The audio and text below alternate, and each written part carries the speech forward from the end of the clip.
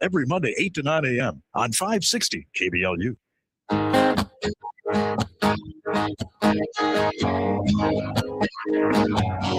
There's a man in D.C. AM 560 KBLU, Russ Clark with you on a beautiful Monday morning. I think Danny's on the line. Good morning, sir. Good morning, Russ. Yeah, Danny is on the line. Hey, man, isn't President Trump a beautiful president, man? I take you in reference to the Venezuela incident this weekend.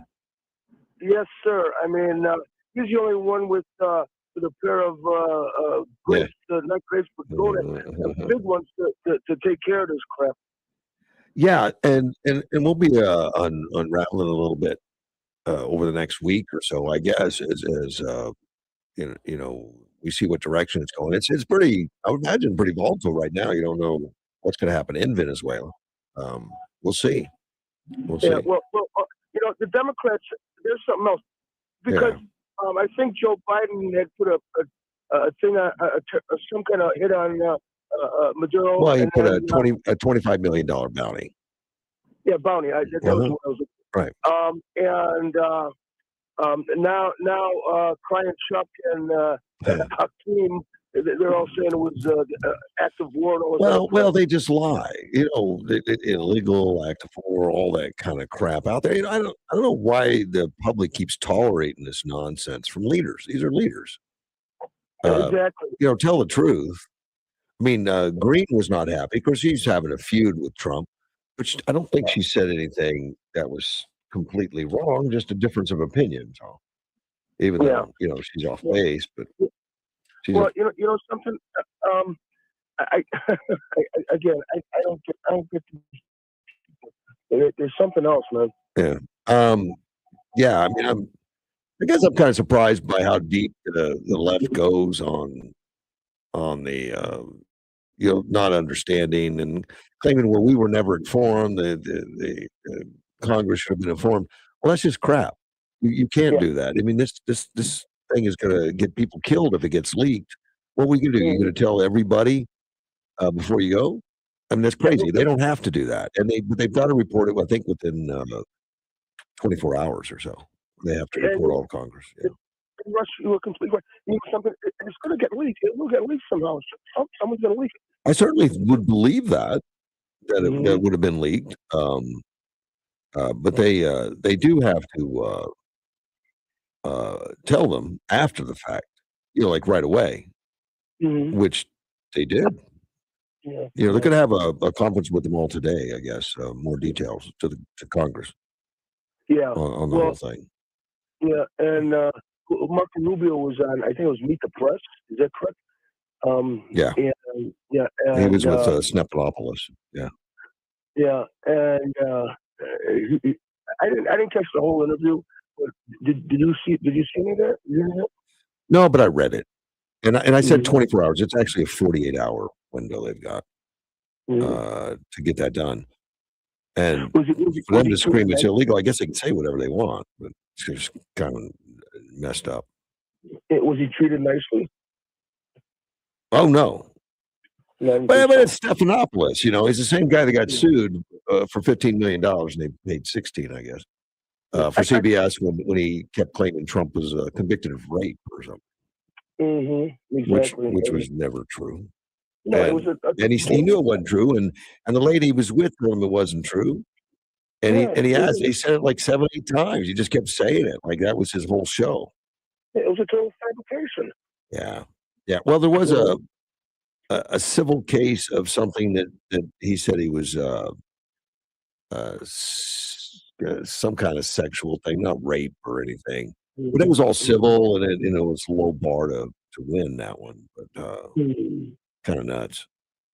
Unreal, man. Yeah. And then I just saw something on Fox and Friends where Maduro's leaders, or not leaders, but people that support him are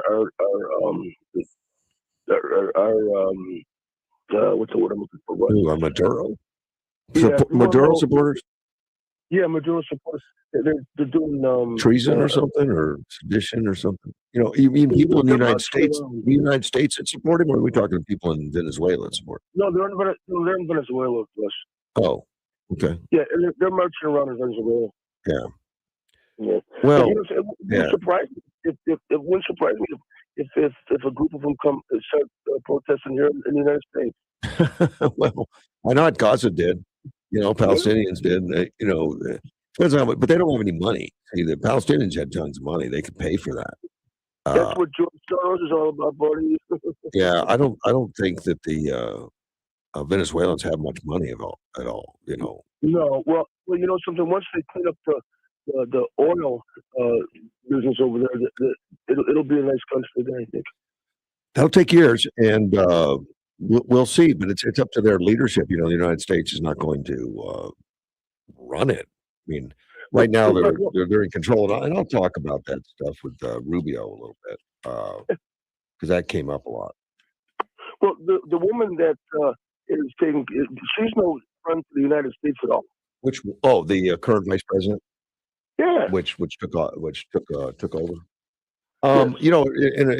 Initially her comments, return Maduro and stuff, and outraged and all that, but now she's cooperating, which is nice. I mean, it's nice, but you don't want to.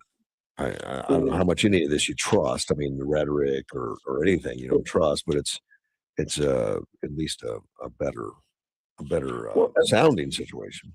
Yeah, well, I'm wondering if she's in bed with the cartels too. That she would. She's Maduro's vice president. I mean, right. You would think she would be read in, if nothing else. Yeah. To do all that, and then that Maria girl that was elected, they say in 2024, that that was is now out of country, and she Trump was questioning whether or not he was going to support her going into the country to take it over.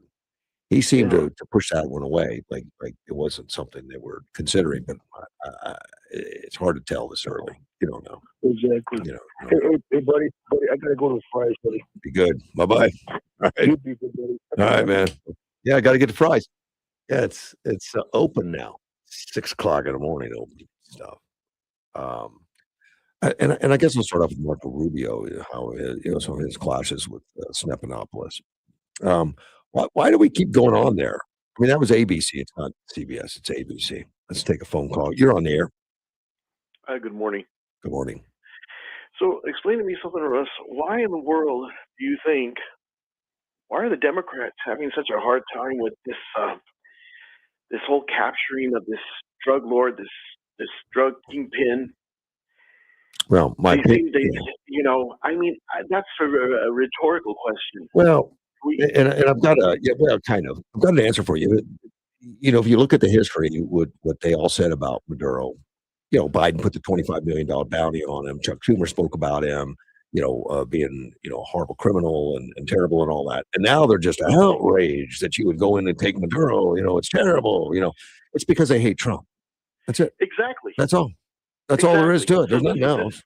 This is all political. Yeah. He's a dictator. He's trying to take over Venezuela. He wants to, implement a new regime and all this blood for oil, which is couldn't be further from the truth. It just kind of makes me sick when I see this going on. I don't really let it get to me because it's non-surprising that the Democrats are acting this way. I mean, it's really sad because Trump captured their best friend. And I believe you're wrong on that. I don't even believe he's their best friend. He became the best friend the day he got captured because enemy of Trump is an enemy. That's it. But they don't like him. They don't embrace him. Fetterman's the only Democrat that came out and spoke like, good thing he's off the streets. They did a great job at the White House. Yeah, but you kind of have to ask him, when is all this going to stop for the betterment of the American people? You can despise Trump. You can hate him all you want. But we're talking about this murderer, this drug lord, this guy who has sent drugs into our country, who has exported criminals into our country, who have ultimately murdered.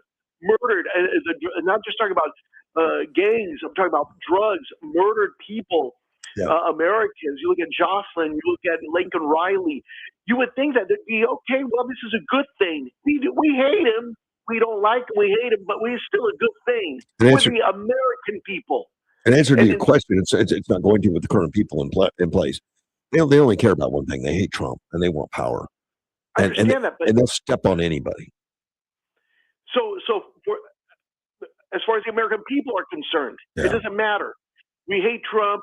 This is horrible what he did. Yeah. This is illegal, which it's not. No. He wants to take over, and I've told a few people, no, it has nothing to do with that. He's going to go in there as kind of an interim, just to stabilize before they, just to get the country stabilized again, because the country is ruined because of this lunatic that, so yeah, they may not have liked Maduro, the Democrats, but they love him now, and they want to protect him. And what concerns me is, he's going to New York, where that commie Mandani, that lunatic, who, I've registered my opposition to this, oh gosh, I can't stand looking at his face. Yeah. It's irritating, this goofy smile. He's a communist radical, so they're sending this guy over there to New York, and no.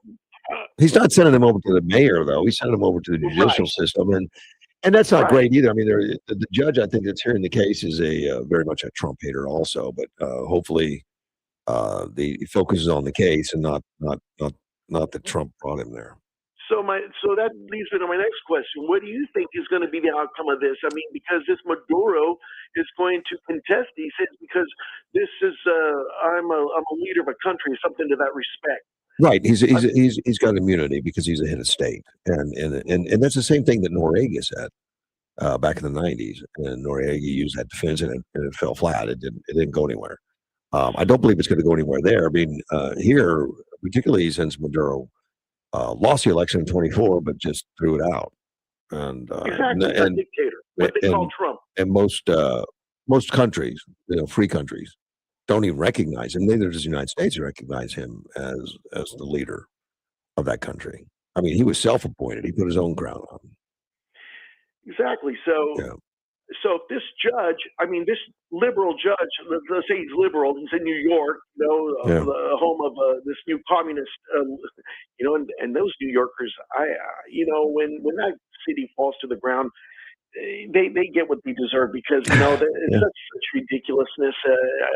Elect a communist, but what if? So this judge can determine right now. This judge in New York can say, "Oh yeah, I'm going to drop the charges." So he'll go back to Venezuela. No. Nothing's happened yet. Right now it's just an arraignment of file. Their file arraignments. There's speculation that that's what he will do. That his lawyers, whoever they are, because right now he doesn't have any American lawyers.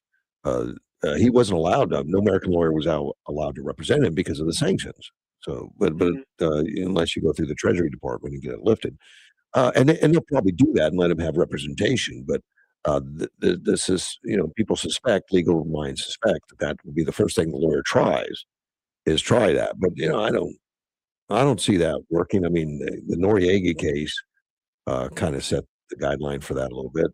Things were different though back then. Well, law wasn't totally different, but you're right about interpretation and all. But the Noriega case, he was actually an elected official. Noriega was. This guy's a criminal, been a wanted criminal, bounty on him. He's not recognized by the United States as being the head of state. Right. And there's, he's got a criminal past and things going back forever. But it's going to take years. It's going to take years to get through the trials. And the reason that they think he's going to go right away to get it just dismissed because he's a head of state is that's the only thing that can happen rapidly, or more rapidly anyway, is something like that. Just get it all thrown out. But some of the charges against him even go back before he was head of state. So do you think that? And see, that's my concern. Mm-hmm. We have this dictator Maduro.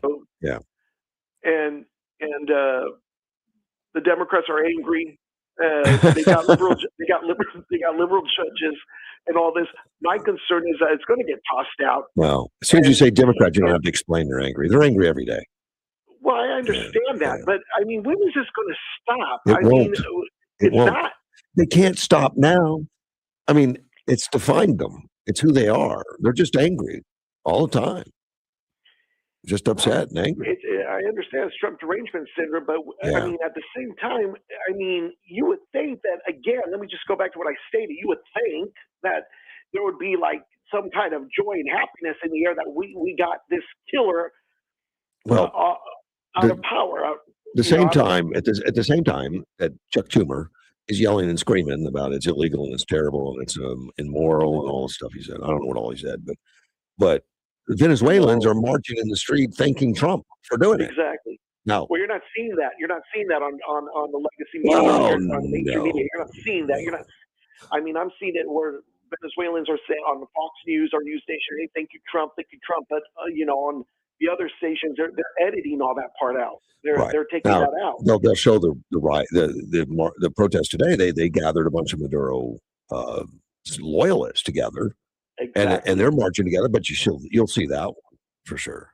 Or in Spain or something, some protesters in Spain. I thought, are these people in America? I asked my wife, and I found, they're in Spain. Well, I'm not worried about that. But they're trying to find anybody, and and I have to stop and I wonder if these are paid protesters, if these are being paid to go out there and stand in front of the White House and protest their opposition. Maybe Maduro's got money. Maybe he could pay for some of it. Maybe, or some of his people are paying for it.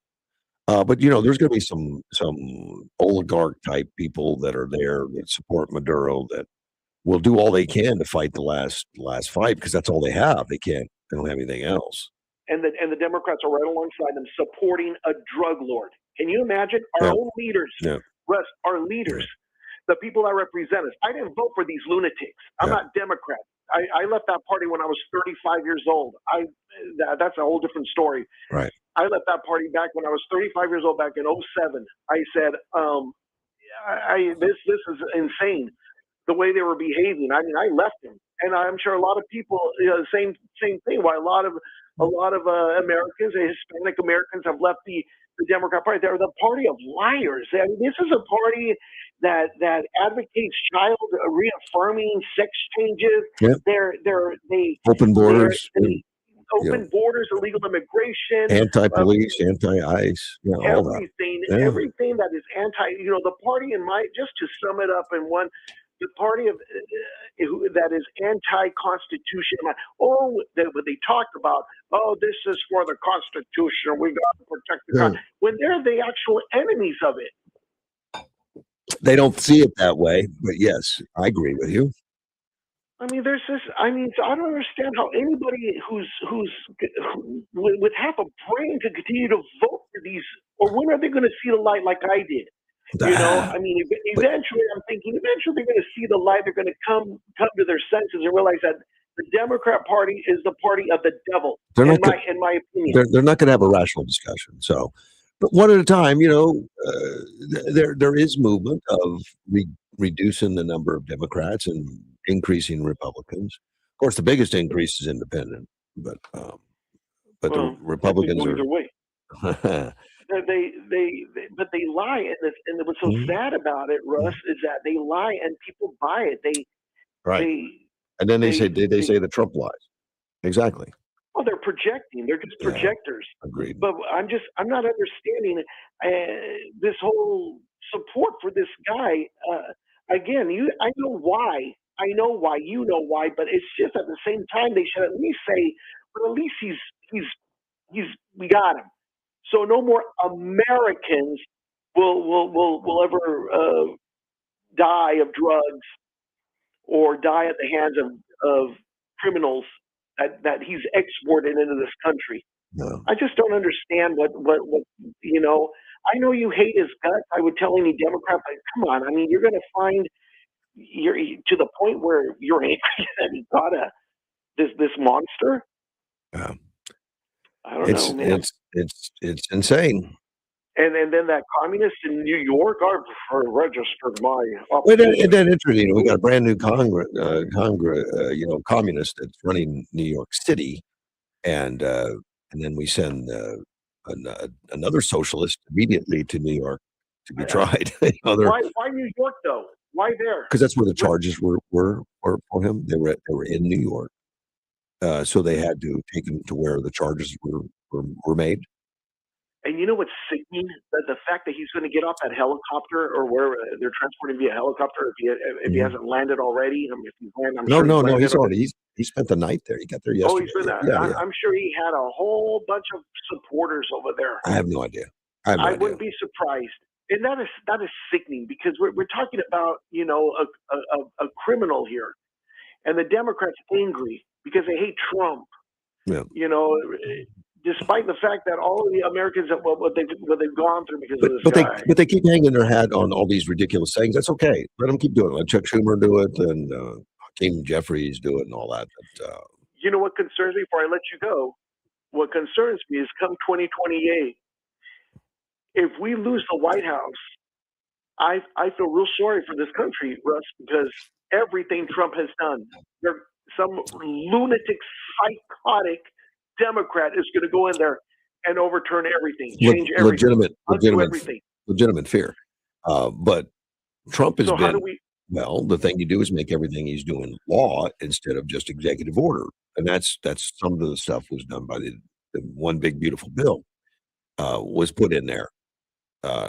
Because if it's just executive orders, you're right. They can undo that on the day of, like Biden did to Trump and Trump did to Biden. So to cauterize it. Yeah. Well, yeah. cauterize Well, it puts it into a different. It takes it out of executive order and puts it into law. That can still be undone, but that takes Congress to do that, and that's not an easy chore. It's not an easy job. Well, you know, if they take over this coming November, next year from now, that's what they're going to do. They're going to do everything. That's to be decided. The Senate looks like it should be fine to keep a Republican majority, although thin. But the House is up for play. I mean, the House is more volatile, and the House, you know, at times you'll see it swing 40 votes one way or the other. At times, you know, you've seen that under Obama and all. Where I think he lost over 40 seats. You know, in his midterm, you know, over all the shenanigans he was doing with Obamacare and everything else. I mean, a lot of people pulled away. Are we going to see? Trump's fully aware. Trump's fully aware. He's trying to mitigate it, I think. So we'll see. We'll see. So this redistricting thing going on, and so we got Texas, and I know DeSantis talked about redistricting in one area in Florida. Yeah. I mean, that's what we need to do, Russ. We need to build our power, but through fairness. I mean, you know, I mean, the Democrats been redistricting for decades, and they've been doing that, and when we haven't been. So it's nice that we get in on the level playing field. Yeah, absolutely. Well, that's what I'm hoping, because if we lose the House, like I say, we're in deep trouble. And if we it'll set us back. There's no question that it'll freeze some things up because they have no conscience about destroying anything. They'll shut anything down.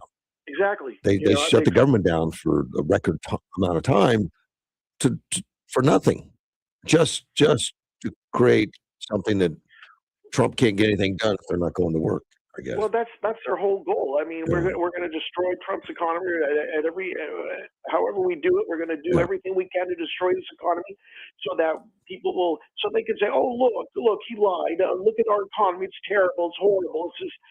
And so they can take over come the midterms, and then hopefully in 28, and then all, you know, is going to break loose, and it's just going to be a big total mess, and all the hard work and prosperity, everything, we've come a long way, and they're just going to flip it over and then destroy it. That's what they're going to do, because that's what the Democrats want. They want Americans to live in despair. I don't know what it's going to take for people to understand that. I'm going to correct you, though. They'll do it if we let them. They'll do it if we let them. If we get the Republicans to vote, and we get people out to the ballot, and we continue to tell the right stories, then the real stories, then there's a chance it's not going to happen. So we got to keep working in that direction.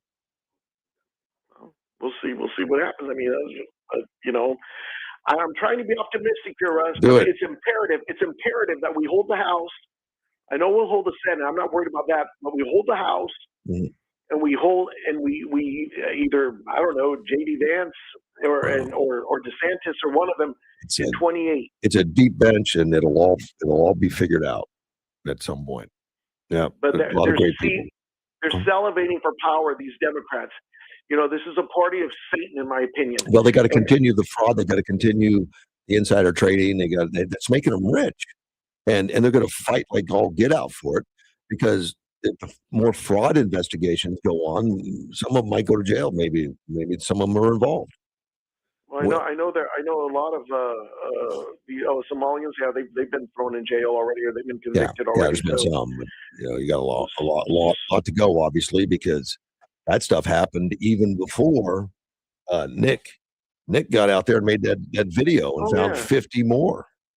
So nobody's doing a wholesale cleanup. Nobody's in there knocking on every door. Now they are. Trump cut off the funding for everybody until they give documents.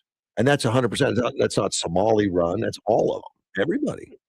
The corruption. Yeah. Can you imagine all this corruption that has been taking place even before Trump? And then you wonder why. I mean, and how many of these Democrats have pocketed all that money? Don't know. And we'll be finding out more and more, because it's kind of hard to hide those records. You're going to be there. So I mean, it's corruption in the first degree, which is exactly why these people hate Trump and these Democrats. They're crazy. They're lunatics. It's up to the voter. I even heard some Democrats. I don't remember if it was Schumer or Hakeem or who it was, saying that this is just Trump doing this to cover up, so people don't talk about Epstein. Shoot, Epstein's completely out there. Trump's not even engaged in it. It's all the Democrats that are engaged in it. Now, let's not forget the photos of Bill Clinton in there too. Well, I try to forget. Yeah, exactly. All right, man. Exactly.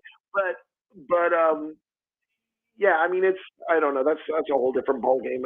But I'm more concerned as far as what's coming up here in the midterms and making sure that the people are aware of what's going on and how evil and sinister the Democrat Party is, and how they will. I mean, if you like, I'll tell any American, if you like, low taxes, low interest, being able to buy a house, a car, a safe community, police, and then yeah, you vote Republican, man. I mean, if you're against all that, you don't care, right. You're okay with violence and taxes, then vote Democrat, because that's what's going to happen. Unfortunately. Well, I appreciate the call. Hey, I'll let you go, Russ. Thanks a lot. All right, buddy. Bye-bye. Now, I'll be right back. AM 560 KBLU. Partly cloudy skies with 72 the high for today. Partly cloudy 52 tonight. 71 and partly cloudy on Tuesday. 51 partly cloudy on Tuesday night. Partly cloudy 68 the high on Wednesday. The Desert Lily Annual Quilt Show is coming Friday and Saturday, January 9th and 10th at the Yuma Civic Center, with hundreds of beautiful quilts and wearable art items on display. See the special quilt celebrating America's 250th birthday. There'll be items for sale at the country stores and a fat quarter basket drawing. Admission is just $8. Buy tickets for your chance at winning the Love in a Mist quilt. Proceeds to benefit the Hanson House. The Desert Lily Annual Quilt Show, January 9th and 10th at the Yuma Civic Center. Don't miss it. To be a part of Russ's show, call 928-344-5258. That's 928-344-5258. Hey, I'm Mike Slater. My dad passed away at the age of 63. It's out of nowhere. Stroke. Super hard, obviously, for the whole family, but my dad had life insurance. This is why I have life insurance for my family, for my wife, and 4 kids. And the best place to get life insurance is ethos.com, because you can do it in 10 minutes. And there's no medical exam and no blood test, just a few health questions. Get life insurance in 10 minutes so your family is protected. Ethos, ETHOS, ethos.com/Mike. AM 560 KBLU. Russ Clark with you, and I have Fernando on the line. Good morning, Fernando. Good morning. How you doing? Doing well. Well, all this Maduro, you must have a lot of friends in the United States. But the people that really don't like Maduro is the people that lost their sons, brothers, uncles. I lost all my friends in Mexicali with the drugs. I lost 2 brothers. What are these people complaining about? That's what I want to know. They're complaining about power. They don't probably like Maduro, but they're going to stand by him. There's also about 8 million, I think, Venezuelans that left Venezuela. A big chunk of people. A lot of them ended up here. one thing, those people are, I don't know, they want to get something out of it. That's why they protest. Yeah. Yeah. They say Trump does it for his oil buddies and all that stuff. You know, it just make stuff up. Just make it up as you go. They Well, that's all I gotta say about those guys. They're so dumb and stupid. yeah. Well, And hopefully they're protesting for the wrong guy. He killed a lot of people. I agree. I look at it and think they're shooting themselves in the foot, but you know, I'm wrong quite often on some of that. Sometimes, you know, they're going to take it and run with it.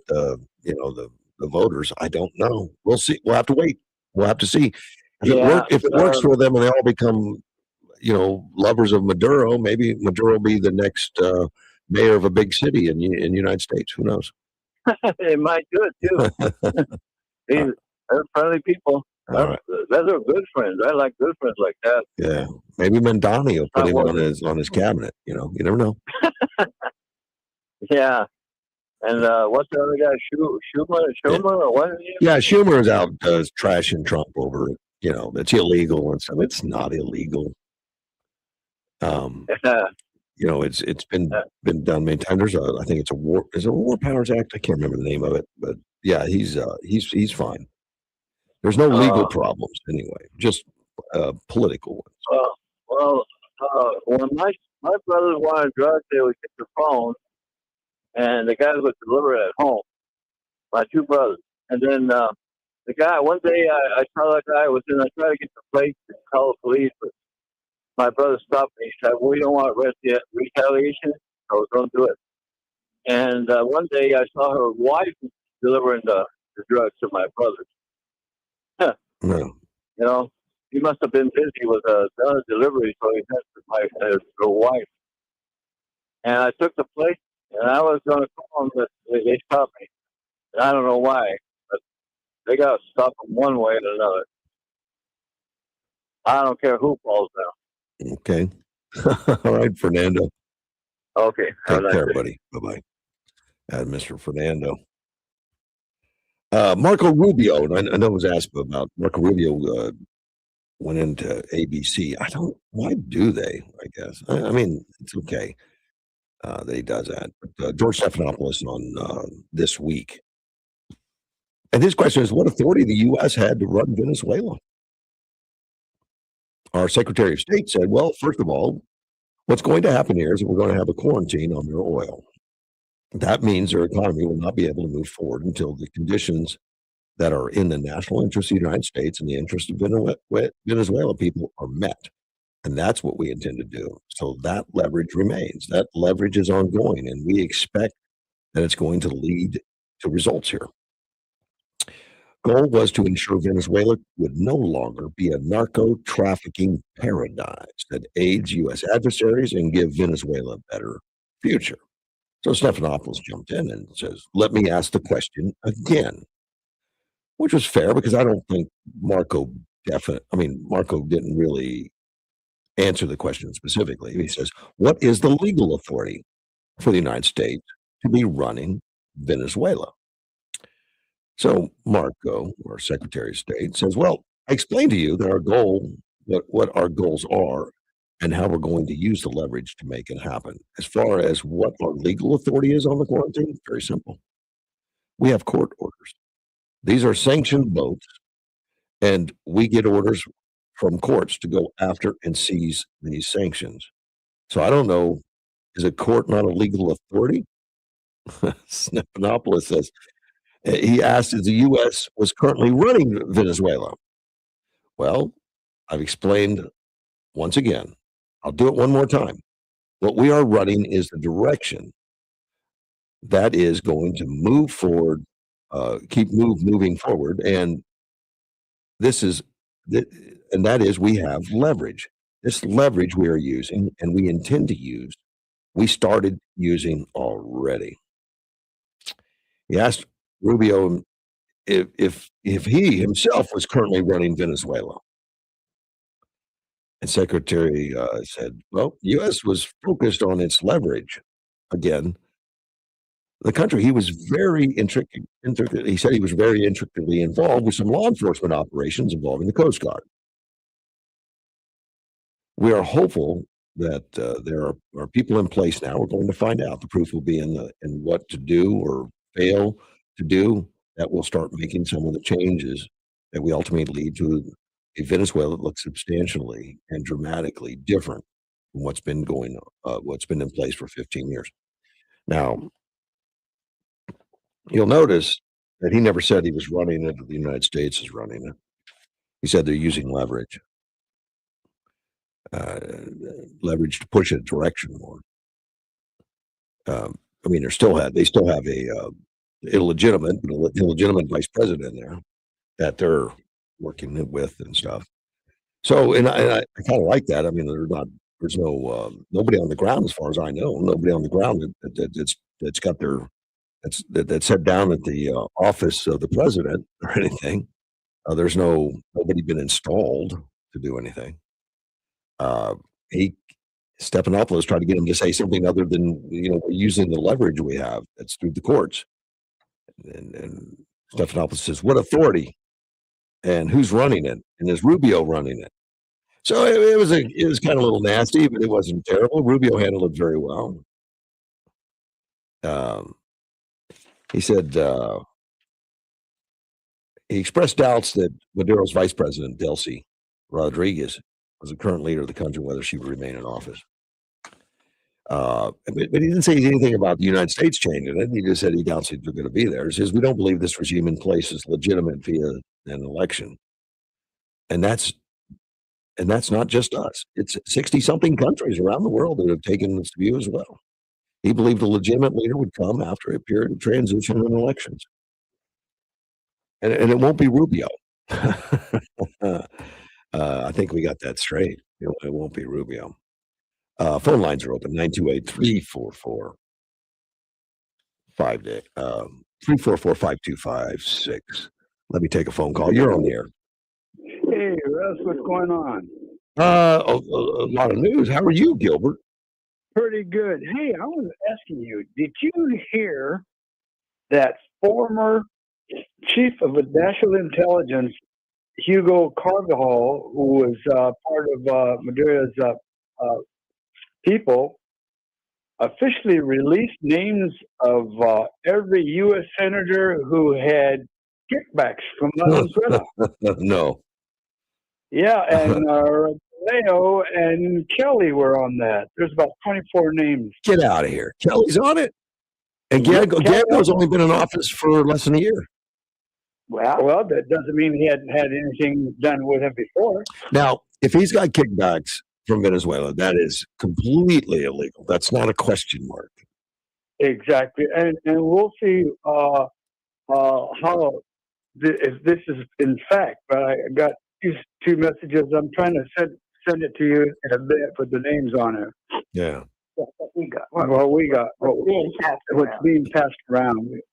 This was passed around yesterday. Mm-hmm. So it's all mainly Democrats. I think there was like 4 or 5 Republicans. Well, they should all be looked at, every one of them. And I'm sure that's in the hands of the authorities if you've got it. Yeah, you would think so. And if it's legit, and we'll see. Exactly. And as far as these protesters that we're seeing, they're all paid. All of them are paid. The reason I'm saying they're paid, you look at the signs. Those signs are professionally done. Oh, I haven't looked at that closely, but there was a lot of protesters right after. I mean, cheering with Trump signs, and they weren't professionally done. They hand wrote them, but right. Well, you know the difference between handwritten and these are from factories. You know they were from factories, or they were already being printed as he was being. Now, are you looking at protests in Venezuela? Or are you looking at protests here in the United States? I'm looking at both. Oh, okay. But the ones in Venezuela, they are homemade. A lot of them are homemade. Yeah. But the one in New York and other, even in Tucson, in Phoenix, wow, those are home. Those are professionally made. So somebody's got a bank account.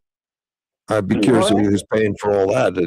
I don't think it's going to be the Democrat Party, but but I would think the guy with the initial GS. George Soros, maybe. Yeah. Yeah, maybe. 10 Republicans. Yeah. Oh, there was Carter just told me there are 10 Republicans on that list. 10 of them. Wow. Oh, Well, they got some explaining to do. Was one of them Liz Cheney or something? I don't know. I have to go back. And Oh, okay. I'm going to send you what I got. Oh, good. Thanks. I'd be interested. Yeah. Okay. Carter's looking at. But yeah, those guys in America, those are professional signs. I mean, quite often they were for the all the Palestinian stuff. They were paid a lot of it. Yeah, and there was even one guy. I was cracking up. I'm pretty sure it was a joke, but his booth said, "Turn in your Palestinian signs for your turn in your Palestinian flags for your Venezuelan flags." Yeah. And protesting, but it's funny, and people just don't hear all this crap. He had a $20 million reward from Biden. Yeah, there's a 25 million. 25 million, and Trump raised it to 50 million. Yeah. So what are these guys thinking?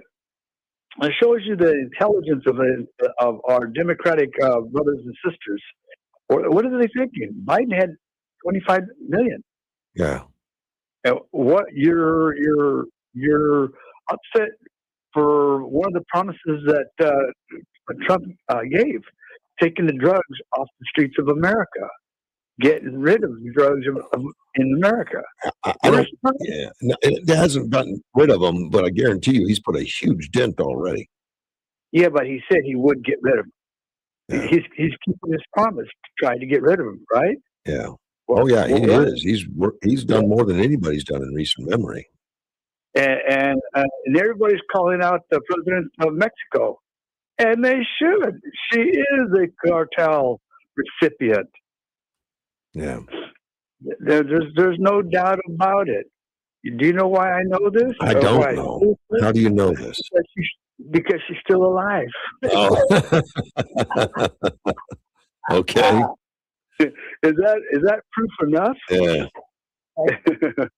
and her husband, they're still alive. The cartel has taken over Mexico. Mexico has a lot of great agricultural land, and what are they using it for? Puppies. Yeah. And cocaine. But they have vast lands, agricultural land. Well, maybe we'll get them to change eventually. Who knows? Well, also, from what I understand, what I read the other day, Maduro has 10. I want to say 10. It could be 20 generals that are billionaires. How are you going to fight that when you have generals that are billionaires from the drug? Yeah. So that's stuff that people need to realize that we're going to deal with. Yeah, it doesn't make any more sense than Nancy Pelosi being a multimillionaire on $200,000 salary. But the only difference is in Venezuela, they kill people. They gather them up and they kill them. They execute them. Yeah. Pelosi hasn't done that yet that we know of. I mean, we know Hillary, but that's what we're dealing with. But that's where I'm laughing at all these people, because like I said, these signs in New York and other big cities, they are very professional, and they're done all of a sudden. Boom. Yeah. I've got that list in front of me. It has Rand Paul on it. I don't even believe that. Yeah. He's been fighting Trump pretty bad too.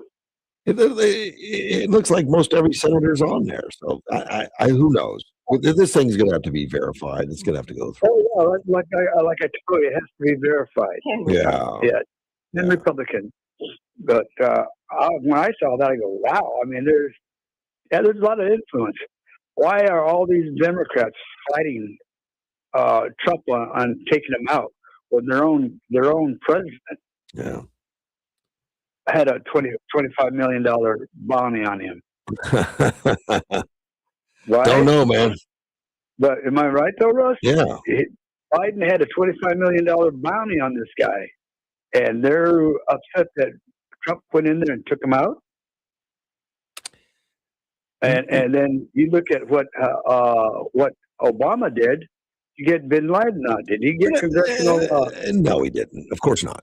But of course, but it doesn't matter. To them, right? They don't mind being hypocritical and all that kind of stuff. They don't care. That's what I'm laughing about. All the other presidents did what they did to get a bad guy out. Yeah.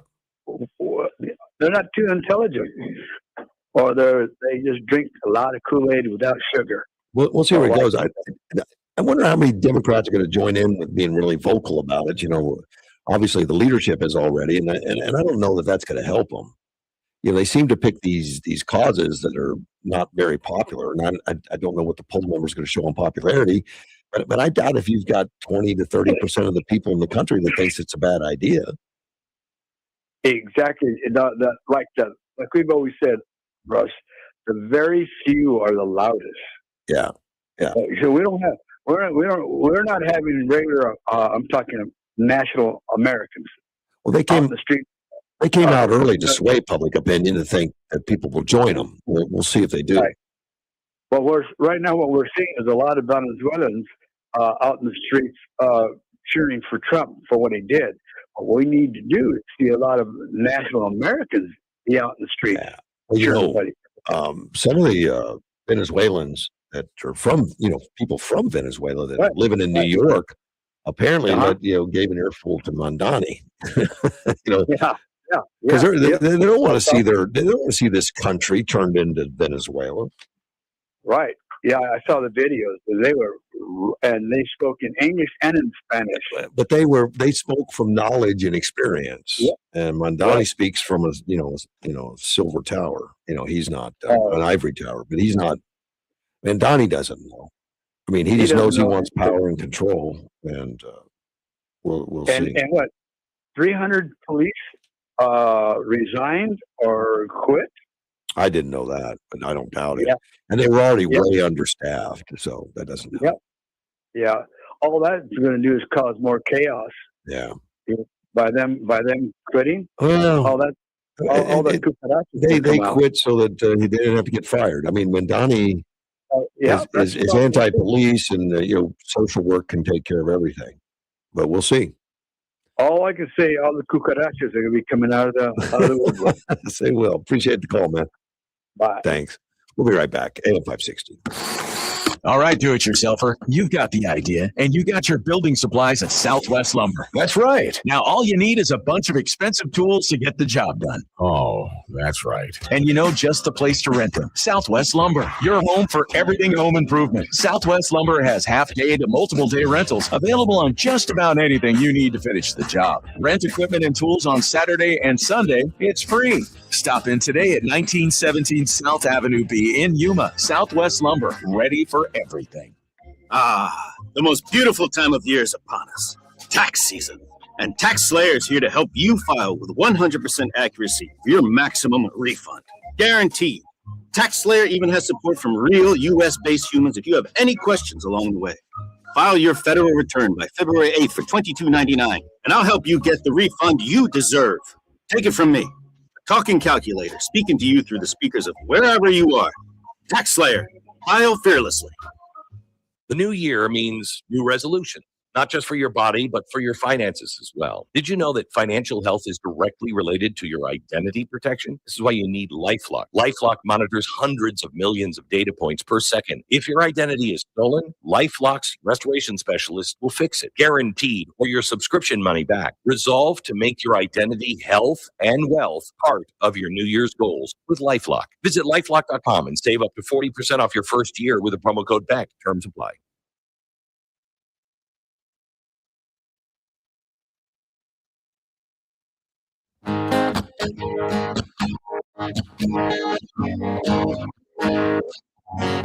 There's a man in D.C.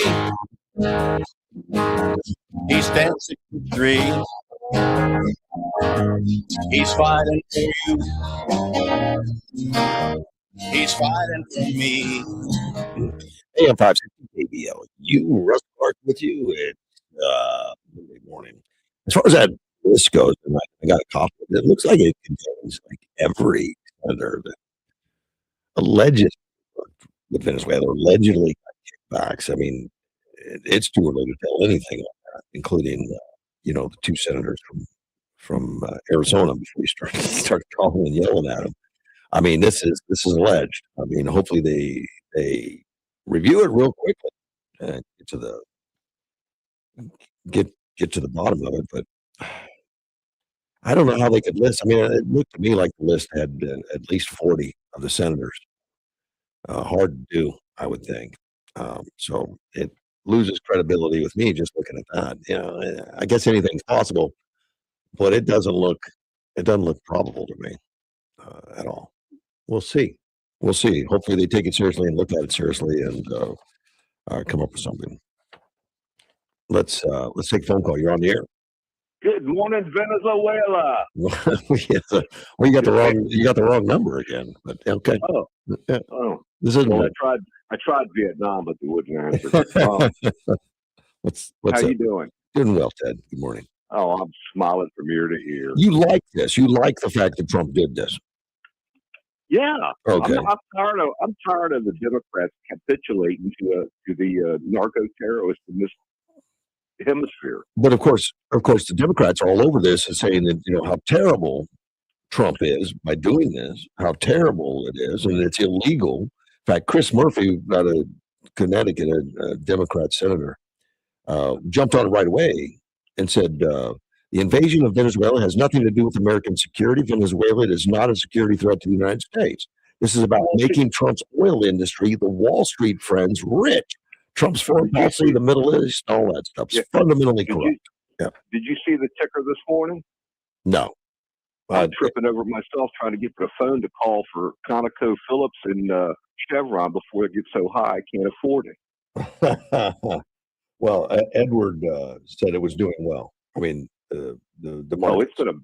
It's gonna blast 10% on those two companies before the end of the day. I guarantee it. Well, right now it's only up less than 1%, but that's good. It's up 390. Whoa! ConocoPhillips and Chevron.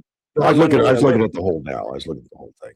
Oh no shit! Yeah. Those two were almost 7% plus. Of course, it hadn't even opened. It hadn't even opened yet. These are just 7% plus when they ran it this morning on the ticker. Wow, nothing wrong with that. No. Yeah, that's like I say. Good morning, Venezuela. Well, maybe some of these oil companies get their money back now. According to the things I've read, it looks like they're owed billions of dollars from stuff they stole. Venezuela stole. Right. Trump has mentioned it. Yeah. Yeah. All those places belong to U.S. Manufacturers for the oil industry. Well, it was their investment, is their infrastructure. Deals made with Venezuela, and Venezuela just said, "Get out. We're taking your equipment." Well, no, Venezuela didn't. Maduro did. Well, the people representing Venezuela, when the Venezuelan army backs them up, and it's Venezuela. Well, here's two more countries that are going to have to capitulate here real quick. Yeah. You want to hear who they are? Who are they? Cuba and Colombia. Cuba's not going. We're going. I don't know about Colombia, but because I don't hear a lot from them, but it's obvious. I mean, it's been stated many times the cocaine's coming from Colombia, and then Venezuela is the trafficking. But I don't know how true all that is. But I haven't heard much said about Colombia. Now, Cuba, they're talking about Cuba, although they're on thin ice anyway.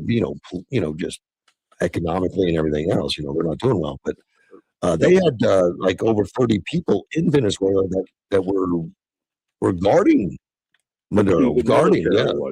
Yeah. They had over 32 killed. Either the two of those countries capitulate to Trump, or I'm going to tell you right now. You think Kirk walking that fat boy from Venezuela was funny? Yeah. Wait until you see what happens to Cuba and Colombia. I don't think we're going to take on the whole world and start going into every country. We're not going to do that. there's already warrants for both countries' higher ups. No. This wasn't a military invasion. This was a police action by our federal law enforcement. Correct. And Well, Sheila better shut his mouth up. Good luck with that. Yeah, exactly. Good luck with that. But But this was a police. Yeah, this was a federal police action.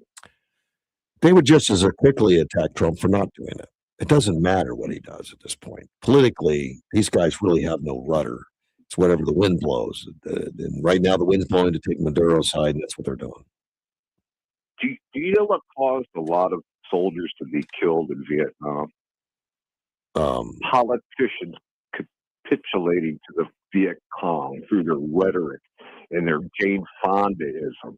Yep. That's what caused a lot of our service to die. This is News Talk 560 KBLU, Yuma.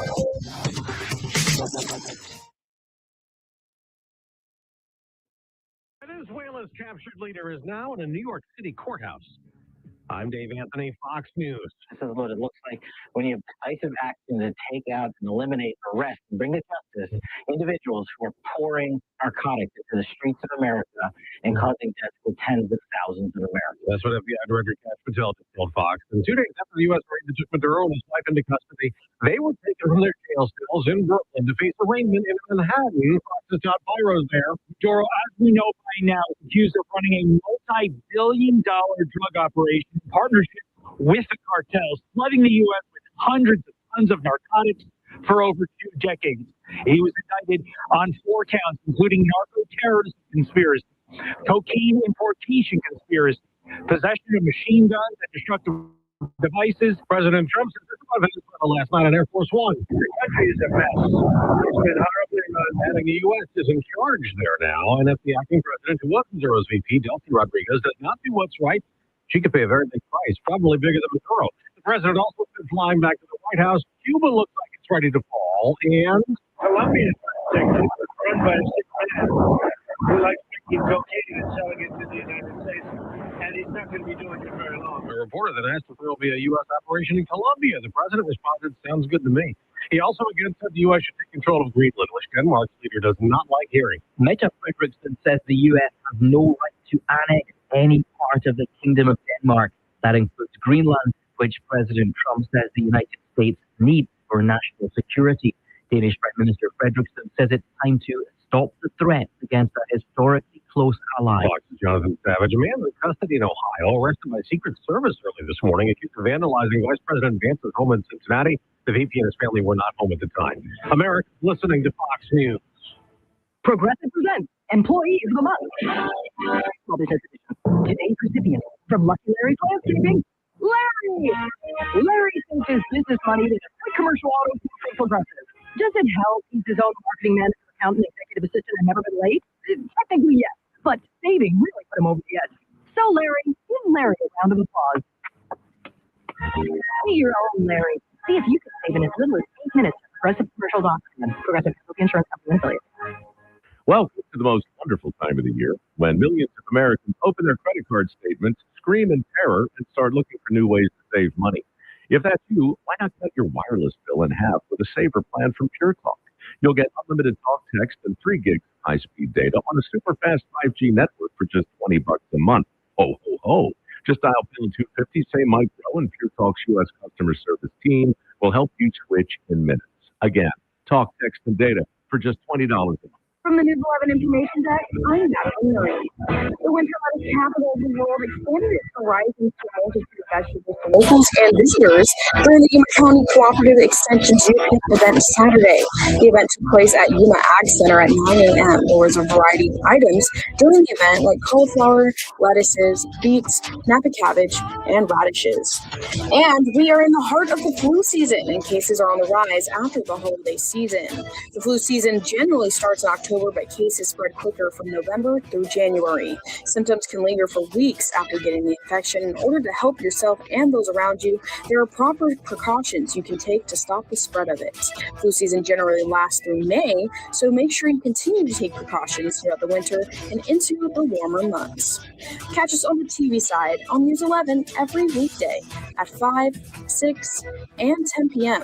for your latest local news, weather, and sports. The Desert Lily Annual Quilt Show is coming Friday and Saturday, January 9th and 10th at the Yuma Civic Center with hundreds of beautiful quilts and wearable art items on display. See the special quilt celebrating America's 250th birthday. There'll be items for sale at the country stores and a fat quarter basket drawing. Admission is just $8. Buy tickets for your chance at winning the Love in a Mist quilt. Proceeds to benefit the Hanson House. The Desert Lily Annual Quilt Show, January 9th and 10th at the Yuma Civic Center. Don't miss it.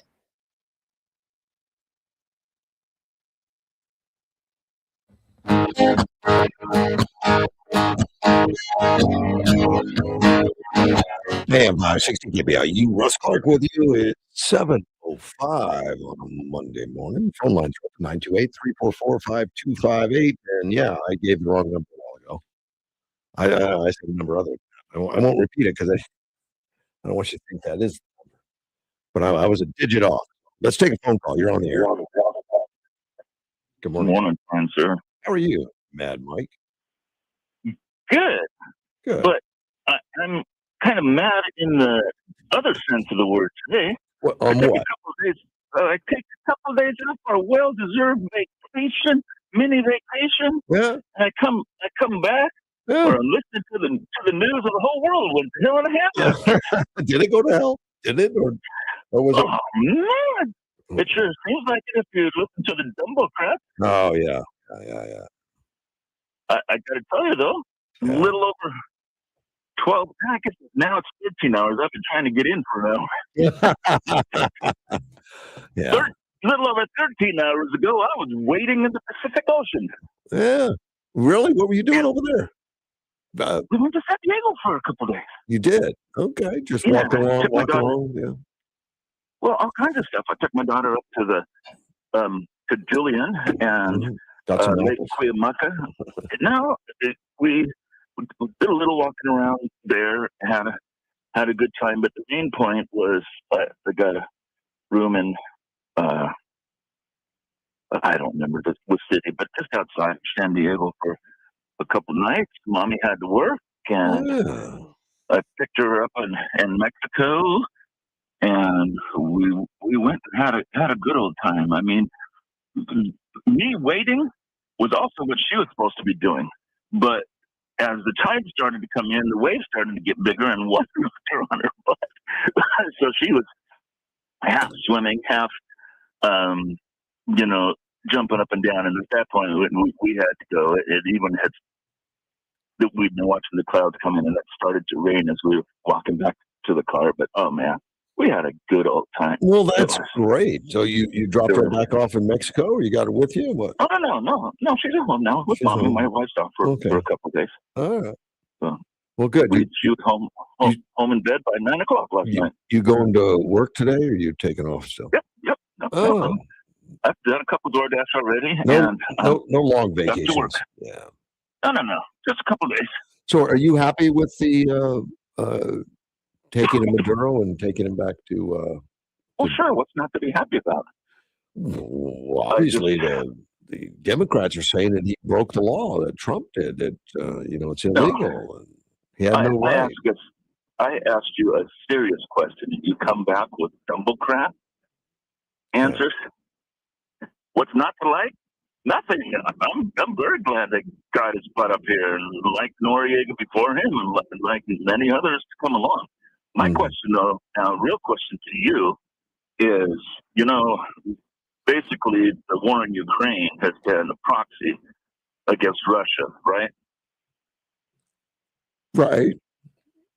You understand the concept of a proxy war, I'm sure. Well, yeah. So is this? Go ahead. You mean because he's getting troops from all over the place and everything doing it, or what? What do you mean by that? I mean, we're not in an open declared war against Russia and Ukraine.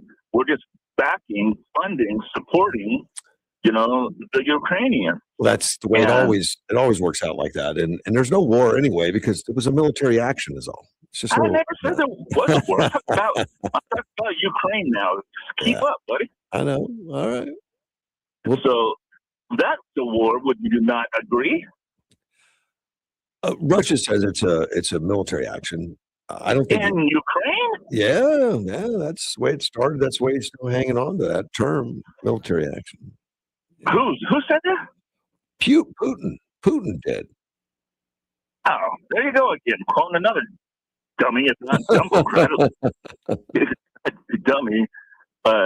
Bottom line is, in my opinion, and I watched a nice reel this morning on Facebook that explained it pretty good, is that this is basically an action, a proxy war, if you want to call it proxy action, whatever, against China now. And their interests, the oil, we've been slowly trying to cut it off, but they've spent billions of dollars propping up Venezuela and socialism there and trying to get the oil, if not free, at least very, very inexpensively. And that spigot's going to get turned off. You mean real quick, you mean the Russia spigot? No, China. China. Oh, China. Okay, China. All right. Proxy war in Ukraine against Russia. Yeah. Now proxy war in Venezuela, if you want to call it a war or not, whatever, action against China. It's China that has all the interests. I mean, sure, Russia's involved as well, but you heard that there was a possibility that the reason we knew exactly where he was is because we were listening in to the Chinese communication. Had not heard that, but China's been a big player in Venezuela for sure. And sure. And it was their anti-aircraft or their supposedly new level advanced capability radar detection that we took out. I thought that was Russian stuff, all Russian stuff. No, it's China too. It's China too. All right. China's been very heavily involved in Venezuela because they need the oil. Russia doesn't need the oil. Russia is supporting communism and their socialist stepbrother in Venezuela. But China is the one that really wants the oil coming out of there and invested heavily there so they could get free access to the oil. Well, I got to tell you, these guys have all got to be concerned if it's their radar and their anti-aircraft and all that stuff, because it was pretty ineffective. Didn't have any trouble getting bombs dropped in Iran either, did we? Nope. That was all Russian too. But I see Russia makes a lot of money selling that equipment. Sure, sure. I don't know if it's still very valuable now. If it doesn't work, I would be more concerned if I were a dictator in Colombia, in Havana, in Cuba, in any of the close by socialist-run countries, and even some in Europe. I don't think President Trump will hesitate to, not necessarily push the button, but definitely give the go-ahead if something is warranted. It's on now, buddy. Well, I hope this is all we have to do. That would be nice. I'm definitely hoping that there's whatever boots were on the ground are getting off quickly. I mean, obviously, we're going to, like President Trump said, who's in charge? Well, we are. Well, that's kind of an overstatement. We did not occupy Venezuela. No, but we had boots on the ground, no matter how much people want to deny it. Well, they don't deny it. There was CIA. There was supposedly even an FBI person there because it was not a military action. It was a criminal. Yeah, it was police action.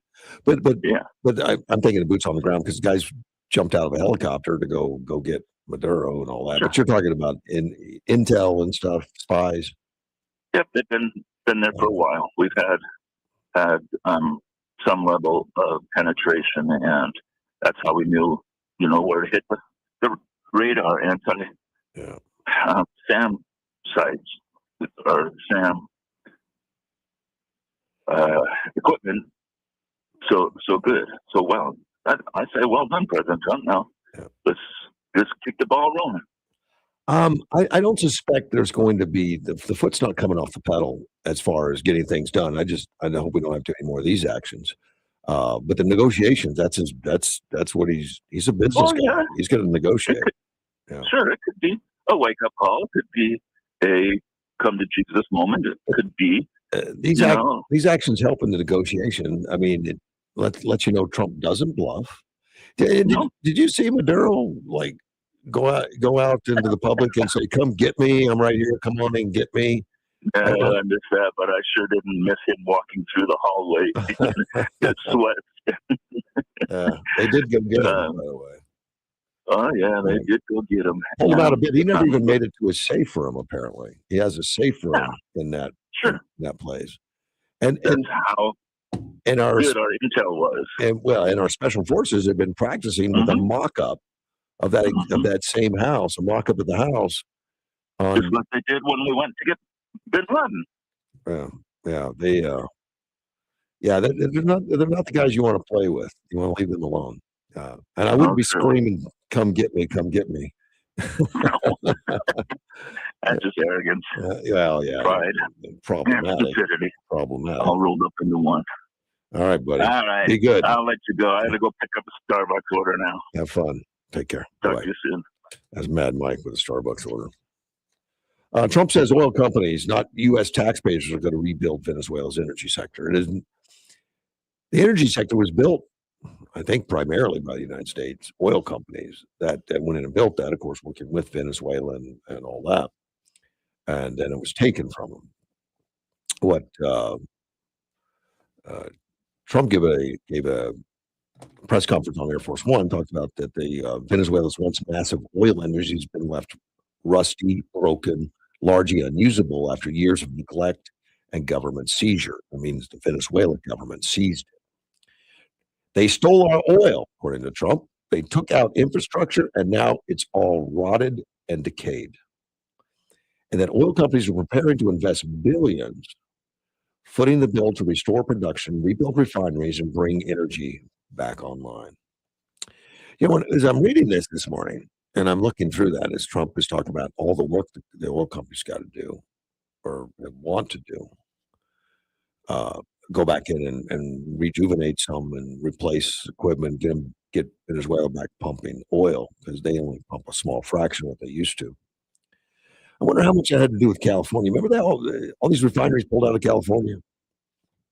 Maybe they're going to be too busy in Venezuela. They can't mess with California is a worse situation than Venezuela, maybe. Trump says the oil companies are going to go in, rebuild the infrastructure, and take the oil out of the ground. And as far as,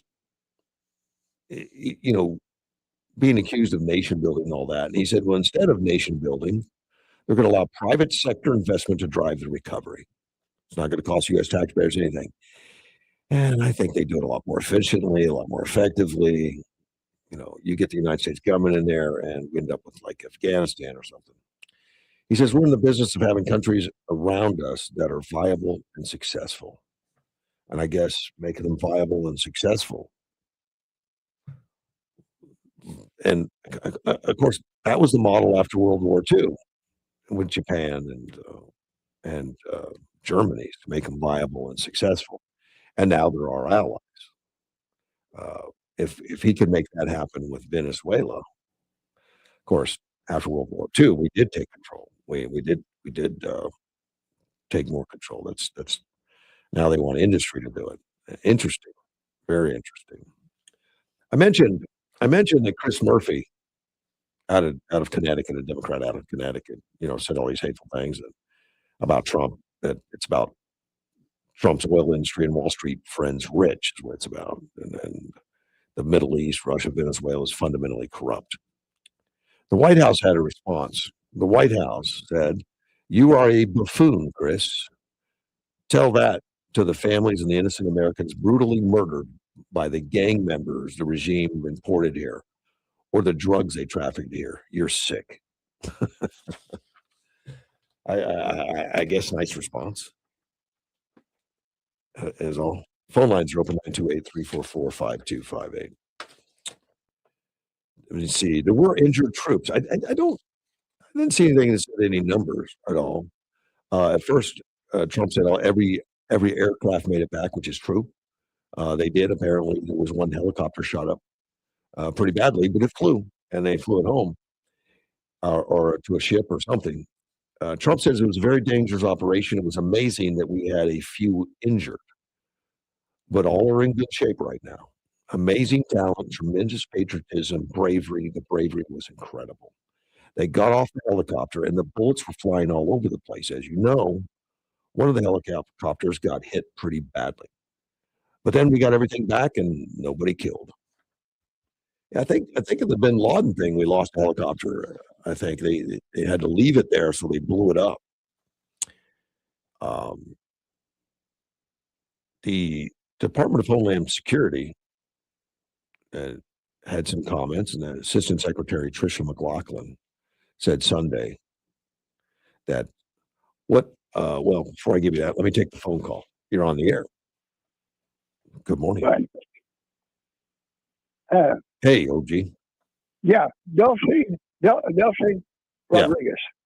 Yeah, the vice president. Yeah. You know, she played a key role in giving up her boss with Trump. You know that, don't you? I don't know. Yeah, she did. She'd been giving him up for about 3 or 4 months. Well, she really started putting this operation together. I heard she wasn't even in the country when the operation took place. That she got out. She didn't have to be. Well, then right after, I remember she said something about, it was an illegal activity. You can't do this. Yeah. That's the agreement. She's got to. What they made her president for was to rein in Maduro's people, and she has to say that. I don't know how. I haven't read anything like that. That would be intriguing and interesting. Oh, no, you won't. Okay. You won't. All right. That's why we have a CIA and a Secret Service. Trump didn't even tell Congress because they're leakers. Use your imagination here, Russ. Of course, he did not have to tell Congress. Yeah, well, he got 48 hours to report any hostile action, but the way they did it, this was an arrest warrant being served. It was a military action. Yeah. Anyway, what else I got here is anyway, she's got to invoke her acting abilities now to appease the people, Maduro's people. See, their security apparatus is Cuban, not Venezuelan. Yeah. You're aware of that, right? The Cubans were the bodyguards of Maduro, but the Cubans were her bodyguards too. They didn't trust Venezuelan people. Yeah, there were 32 Cubans killed, according to Cuba. Cuba is doing memorials for them. Yeah. Well, of course. I just think the American people are just they don't need to know these things. See, I was in the military myself. Uh-huh. Yeah, and I taught what they call psychological warfare, and a lot of people don't know what that is. Right. But Rodriguez committed treason, according to Venezuela, by giving him up. So she is walking a really high wire here. Well, if they know for a fact that she did that, I mean, she wouldn't live long, I wouldn't think. Those Cuban bodyguards are not going to protect her. Look. You got to understand what's going on here. Backroom deals are made. I go out and trash Trump to cover my ass, and then Trump will go and badmouth me to say he got to stay involved to watch her, make sure what do you call that word? Conforms. Make sure she conforms to what Trump wants. But anyway, this is a super freaking deal. I've never seen an operation like this go down the way it did, and nobody lost an aircraft, nobody lost a life. Just the other team lost, and that's as it should be. Yeah. I wish Vietnam LBJ operated this way. I really do. But LBJ had you rather have 57,000 dead on the American side like LBJ had, or had and 257 wounded like LBJ had? Had you rather have that, Russ? Oh my gosh. Yeah. Well, that's the alternative. So you got to get in and get out. And boy, that Delta Force, that's Army. That's my Army going for you right there. They're super fanatics. You don't want to mess with them. Well, they got some good equipment too, man. They know how to use it. Well, another thing people don't know is that they had built a model of that compound where he was, where Maduro was being protected. That it was super freaking charged with security. Right. And they rebuilt that entire replica of the outfit where they trained at. Is a replica of where his compound was. Is a replica, and they practiced there doing what they're going to do for the 3 months, not to get it right, but not to get it wrong. See, there's a difference when you practice to get something, to get it not wrong, but you don't practice to get it right, and that's where people are hung up. Well, I didn't do it right. No, I didn't do it wrong. It's like a half full glass of water to half empty. It has to do with your phrasing, the way you're taught, the way you're indoctrinated. You can, because you pick up their narratives so easily. Right now, we have just been overwhelmed with two words that have infiltrated our conversation: the word democracy and the word American. If we're an American citizen, so is Argentina, so is Mexico, because they're all on the American continent. We are United States citizens, Russ. That's what we are. We don't have A on our brass on our collar of our military. We have U.S. on there. It stands for United States, not American citizen. We are United States citizens. When I was in Germany wearing the U.S. Army uniform, I was told many times by various Germans, I would like to be a U.S. citizen. They pronounced U as U, U.S. citizen. They didn't say American citizen. That is the communist indoctrination, just like the word worker. Worker is to the communist word worker. We don't have that. We have employees in this country. But look at the indoctrination. Most people use the word worker, American, and democracy. That's where that gives them the hold on you. Don't people understand that? And that's tied in with Jimmy Carter's 10th Frank of the Communist Manifesto that he signed into law in 1979. So they had anyone under 60 years old was affected by this indoctrination. They were. Yep. And I'm just saying, and so that's why Trump moved education back to the states and to the parents. The parents are the ones that's supposed to set the academics of school, not anybody else. The people with no kids, they got no business in the schoolhouse. None. Only when you got kids that attending school do you have a say at the PTA meetings. That's what they call them, Parent Teachers Association. Right. We didn't have that.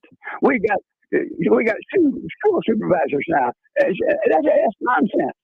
We're supposed to have PTAs. They meet, and the parents are supposed to run that school district. Doggone it. That's what it just infuriates me to no end. It really does. That people can be so indoctrinated in stupidity. And be careful of your word. We have 650,000 plus words in our vocabulary. And the average American speaks no more than 250 of them. That's a shame. There's words that I could use right now, but no one would understand it. They don't even know what procrastination means. I had a man the other day walking my dog. He decided not to talk to me no more because he didn't like the names I was calling him. Because I asked him, I told him, you're such a procrastinator. And boy, he jumped all over me for calling him a name. So there you are. So that's what I do.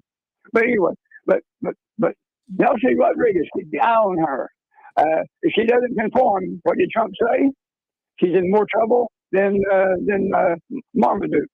Yeah, Marmaduke. He certainly did. I appreciate the call, man. Okay, you take care. Bye-bye. And I'll be right back. AM 560.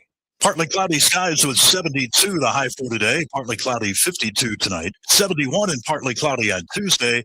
51 partly cloudy on Tuesday night. Partly cloudy 68 the high on Wednesday. The new year means new resolutions, not just for your body, but for your finances as well. Did you know that financial health is directly related to your identity protection? This is why you need LifeLock. LifeLock monitors hundreds of millions of data points per second. If your identity is stolen, LifeLock's restoration specialist will fix it, guaranteed, or your subscription money back. Resolve to make your identity, health, and wealth part of your New Year's goals with LifeLock. Visit lifelock.com and save up to 40% off your first year with a promo code BECK. Terms apply. What's up, Yuma, and hello, Russ Clark Show listeners. Johnny Porter here, and I just made the switch to Allo Fiber, and it's a game changer. Lightning fast speeds for streaming, working from home, and gaming. No buffering or slowed down speeds. It's time to ditch the glitch and switch to Allo Fiber. At Hospice of Yuma, we believe that everyone deserves compassionate care, especially when it matters most. As the area's only nonprofit hospice, our mission is simple: to provide high-quality, compassionate care to all who need it, regardless of their ability to pay. Our team of skilled professionals and dedicated volunteers work tirelessly to ensure that your loved ones receive the care and support they deserve. We focus on comfort and dignity, helping families navigate this difficult time with grace and understanding. Choose Hospice of Yuma for quality care that puts you and your family first. For more information, please contact us at 928-343-2222. The Desert Lily Annual Quilt Show is coming Friday and Saturday, January 9th and 10th at the Yuma Civic Center with hundreds of beautiful quilts and wearable art items on display. See the special quilt celebrating America's 250th birthday. There'll be items for sale at the country stores and a fat quarter basket drawing. Admission is just $8. Buy tickets for your chance at winning the Love in a Mist quilt. Proceeds to benefit the Hanson House. The Desert Lily Annual Quilt Show, January 9th and 10th at the Yuma Civic Center. Don't miss it. AM 560 KBLU, Russ Clark back with you. It's already 7:30 on a Monday morning. Man, it's going fast. I started to talk about Tricia McLaughlin. She's the Department of Homeland Security Assistant Secretary on Sunday. She said, "What a start of the year for the American people. For President Trump, for the people of Venezuela, a day of hope, and a day closer to justice for the American people." Hundreds of thousands of Americans and American families grapple with overdoses. Hundreds of thousands of deaths. And Nicolas Maduro is largely responsible for funneling deadly drugs into our borders. As Secretary Noem mentioned, really opening up their prisons and flooding the United States with these national security threats. I don't think it can be overstated. The thousands, if not millions of lives that President Trump saved with a bold, brilliant action by our U.S. armed forces. And see, why couldn't Chuck Schumer say something like that? Because it's all about politics to him instead of what's best for everybody else. OG mentioned something about Delcy Rodriguez, which is the acting vice president. Acting president. She was the vice president. He made the prediction, I guess, more than anything, because I don't think that she actually worked in with Trump. Man, I see that as far-fetched, but I certainly have no knowledge of Venezuela or what's going on in there. But I think that would be hard to do. Well, Venezuela, she says that she reaffirms its commitment to peace and peaceful coexistence. She's urging balanced and respectful international relations between the two countries. Our country aspires to live without external threats in an environment of respect and international cooperation. We invite the U.S. government to collaborate with us on an agenda of cooperation oriented towards shared development. President Donald Trump, our people, and our region deserves peace and dialogue, not war. And the message reflects all of Venezuelans right now. Venezuela has the right to peace. So we'll see where that goes. OG speculates that she's working with Trump from before, but man, if that was true, and somebody found out about it in Venezuela for a fact or whatever, she wouldn't survive. She wouldn't survive. She wouldn't be the acting president, I wouldn't think. Scary times being in Venezuela. And although we have reporters and stuff there, I think I saw a report this morning of some reporters. Maybe they're not even Americans. I don't know, but there is some information coming out of Venezuela right now. And we saw some of the protests that were pro-America, pro-U.S., pro-Trump. And then this morning there's a group of anti Trump, pro Maduro. So we'll see how that all funnels out. I have no idea. The Cuban government said that 32 of its citizens were killed during the military operation and captured Venezuela President Nicolas Maduro. Havana announced that on January 5th and 6th, it would be observed as days of national mourning to honor those who died. Cuban government says, true to their responsibilities for security and defense, our compatriots fulfilled their duty with dignity and heroism and fell after fierce resistance in direct combat against the attackers or as a result of the bombing of the facilities. Cuba condemns the operation as a criminal act of aggression and state terrorism. Victims of yet another criminal act of aggression and state terrorism, the combatants, though through their heroic actions and embodied the solidarity of millions of compatriots. The revolutionary government will organize the appropriate actions to pay them the tribute they deserve. I hope we don't get invaded by Cuba. And these countries, I don't think. I mean, Cuba is not doing well financially, not doing well. Venezuela wasn't doing well. I mean, they were down to very, very little. I mean, sure, the people at the top made good money. Let me see. Oh, Edward was sent me some news. He said MS Now, formerly MSNBC, is reporting that the Trump administration is lying about the Venezuela action. Really? Stating that Trump and others have stated that not one American life or equipment was lost. A reporter was able to confirm that one of the helicopters took small arms fire and was hit. There are multiple indications that where the rounds made contact with the Trump. They said it was shot up. Trump said it was shot up, but it made it back. It wasn't lost. MS Now is stating that they are reporting the truth and facts, not just King Trump's lies. Well, Trump said the helicopter was shot up badly. That's exactly what was true. Okay. And as far as nobody dying, I hope that's true. But MS Now is not saying who or what the situations are.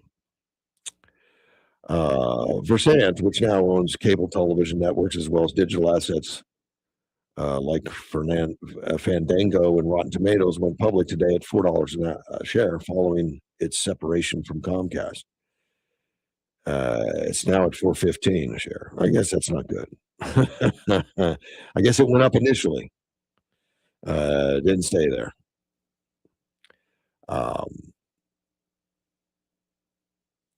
The and this is from Edward, the anti-aircraft weapons on the beach of Venezuela was Russian equipped, but the base that Maduro lived was encircled by state-of-the-art Chinese SAM missiles and anti-aircraft weapons, which I guess I didn't know. Maduro stated last week when he told the crowd that Trump was a coward and would never dare to come get him. Yes, he did. I saw that one on video. Chevron, which already has a presence in Venezuela, did surge this morning at 7% higher, which I think Gilbert mentioned. ExxonMobil advanced 4.2%. Oilfield services leader Halliburton popped 9%. Edward thinks it's temporary, as several Democrat lawmakers are suggesting a Venezuela revenue tax on any company that does business in the country and increases revenue. Well, that's ridiculous. But he says when Democrats take control in 2027, expect to see oil companies and their suppliers fall. Really?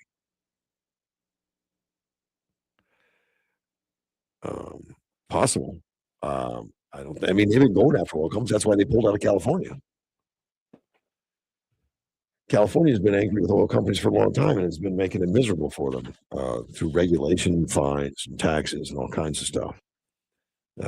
So they went. I mentioned before that Marjorie Taylor Greene who's been on the outs with Trump for a while. I mean, she was one of the original MAGA supporters, pro-Trump, kind of a gunslinging girl herself. Well, she took issue with President Trump's on Venezuela issues. She went on NBC. So of course, she's hitting all the popular shows. NBC with Kristen Welker. And Welker asked Green to respond to President Trump's argument that running a country in South America was America first. I don't know. Did Trump say that specifically, that running a country in South America was America first? No. Green said the administration's focus should be on Mexico. So that's her negative. I mean, she's come out and said, that's where the source of fentanyl overdoses and deaths, before arguing that the domestic policy should be Trump's priority. She thinks Trump's right. Trump shouldn't be doing this. He should be doing something else. Says, my pushback here is on the Trump administration that campaigned on Make America Great Again, and we thought was putting America first. I want to see domestic policy on the priority that helps Americans afford life after 4 disastrous years of the Biden administration. So I guess that's not calling Trump names or anything, but it's saying that, you got your priorities wrong. I don't know if that's true. I think the Venezuela thing is something that's hurting America. I think the drugs are hurting America. I don't think the Venezuela strike was strictly about Venezuela. I think it was about, saber rattling to all these drug importers, including Mexico, that this is going to end, and it's going to end badly for you if we don't back it off now voluntarily. I would guess. I'm guessing about that, but I think this is something that's going to end up being a good thing for us. Elon Musk is even in on it. I saw a picture of Musk and Trump having dinner at Mar-a-Lago recently. Yeah, Ted, you're trying to call me on my cell phone. I'm on the air, man.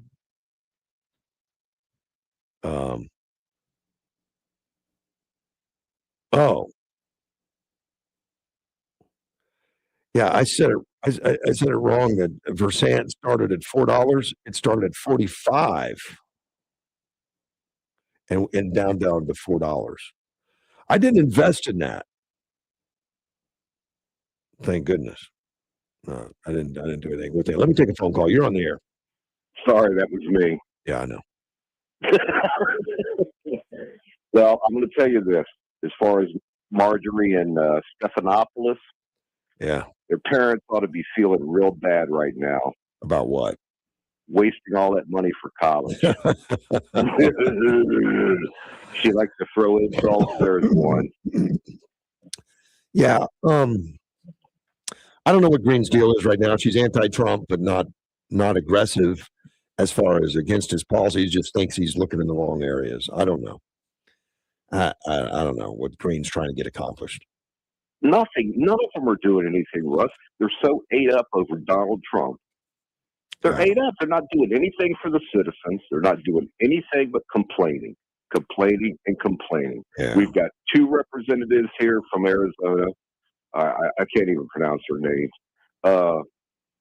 Who? Diego? Yeah, Diego and Ronaldo or whatever her name is, and Kelly. There's another one. Yeah. 3 of them doing absolutely nothing for this state. Well, no. They're not. They think doing something for the state is attacking Trump, like Chris Mays, our attorney general. Attacking Trump's doing something for the state, which is just ridiculous. Well, I'm going to tell you, if Democrats vote for any of those fools again, mm-hmm. they're not American. Yeah. Well, they're going to see it differently.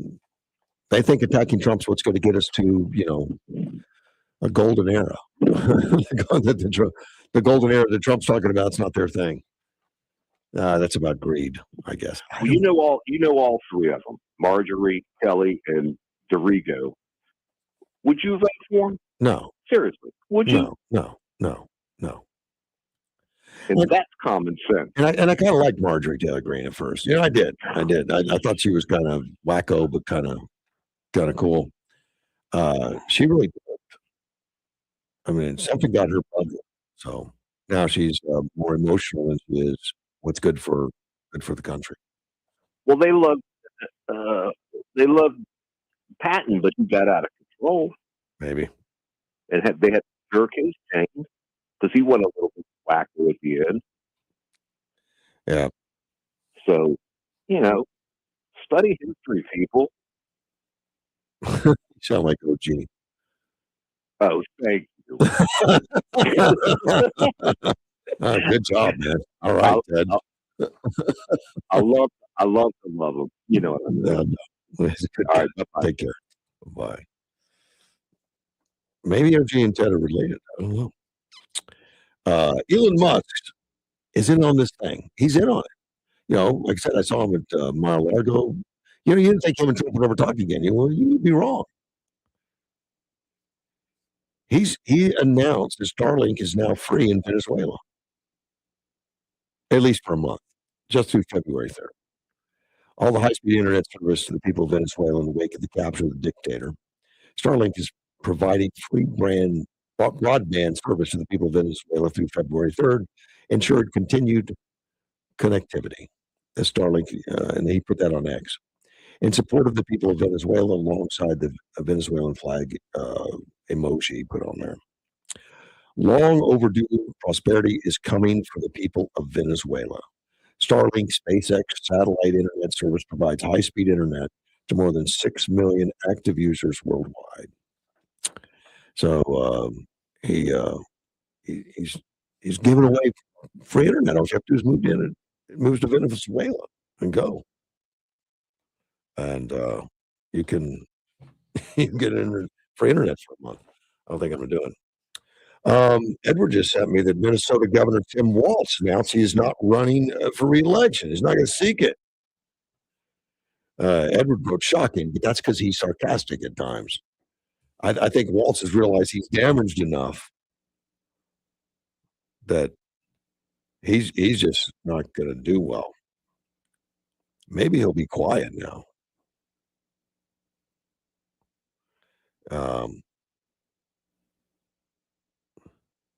He writes, that's news of the day. I don't think it's shocking news. I don't think so. The guy gets beat up. I mean, he's just a constant meme everywhere. He's a joke, a knucklehead, self-described knucklehead, to tell you the truth. I remember that during the debate when he was caught in lies, Well, I'm just a knucklehead. Let's take a phone call. All right, it's multiple call day again. All right, knucklehead, go ahead. What's up, man?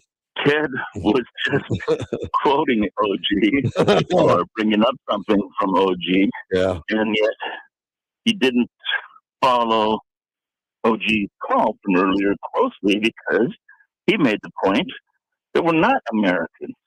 We're citizens of the United States of America. I didn't even catch that, Mike. Yeah, because, he's right, though, OG. North America, South America, Central America, they're all Americans. Well, see, I got just as lazy as Ted because I do it myself at times. Oh, of course. What else are we going to call it? We're not, literally, what other name could you call us other than Americans? United States citizens. There you go. But that's a single word. That's not a, we're not Honduran, not Guatemalans, we're not Europeans. Yeah, we're all too lazy, I guess, myself included, I guess. I guess. Yeah, I don't want to throw the extra words in. I guess. But I remember my dad's uniform in the Air Force. It said U.S. for sure. It doesn't say American. It says U.S. No. But there really isn't a, more appropriate or more succinct name for us to call ourselves. Good enough for me. But America, it's USA, by the way. It's U.S. But the insignia said U.S. I remember saying just U.S. But United States of America, I guess we just drop the U.S. part and just get abbreviated to Americans, I guess. Well, so does everybody, world over. When Europe was being liberated after World War II, hey, the Americans are coming. The Americans are here. The Americans. Yeah. We're not talking about Mexicans or Brazilians. And people in Mexico and saying, what? Where are we going? What are we doing?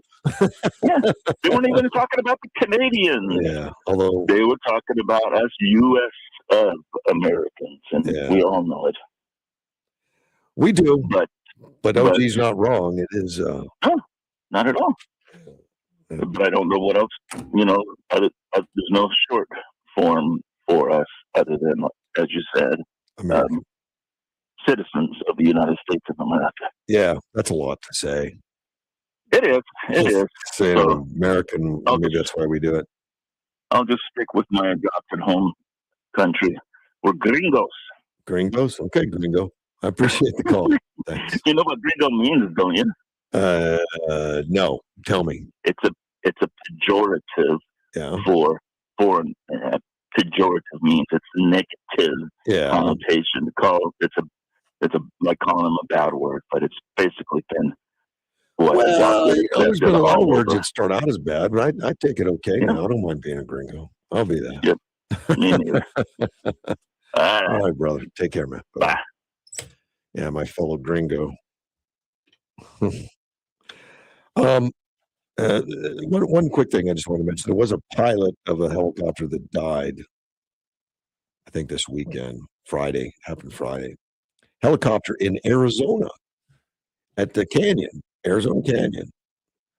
Pilot died along with 3 nieces he was flying. It was just a horrible deal. David McCarty, they said that the helicopter's blades detached before the helicopter plunged.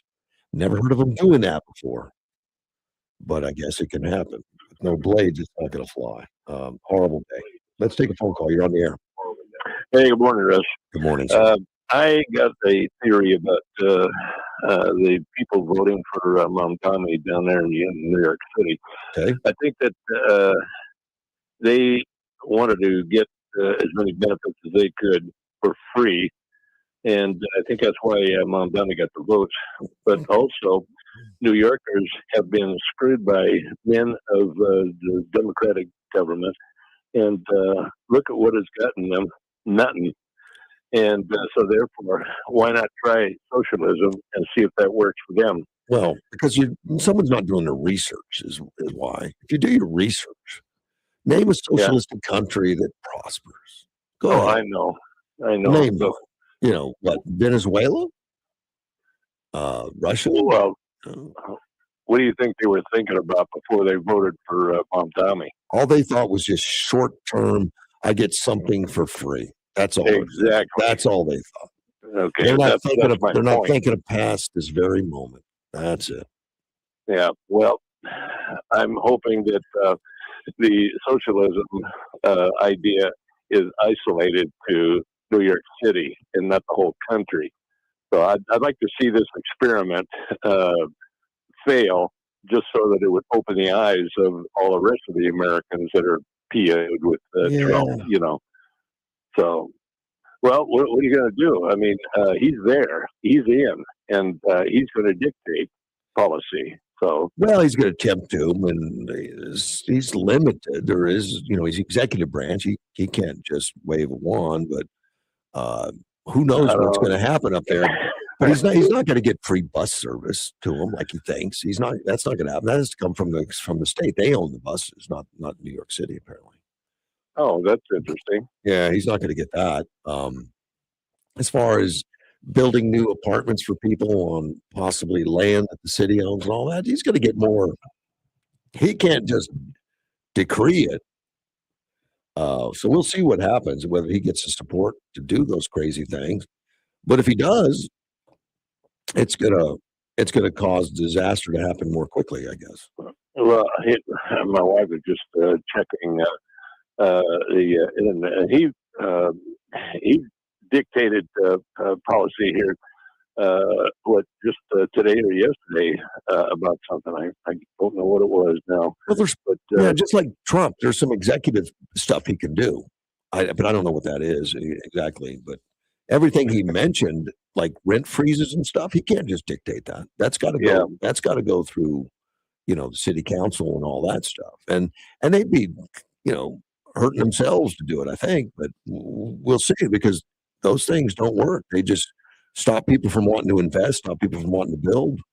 And Well, who's on the city council? I mean, is there going to be more Somalis or Muslims? You know, I mean, hell, they're going to call the shots that Mamdani wants. It's all Democrats, I'm sure. I mean, it might be a rep. And Mamdani's a Democrat now. He's a registered Democrat, but he calls himself a Democrat socialist. Yeah. And he's surrounded himself in his cabinet and all that with, socialists, strong socialists.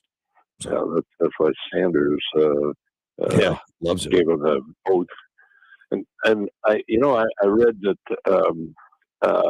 he's not the first guy that has not put his hand on the Bible when he does the oath.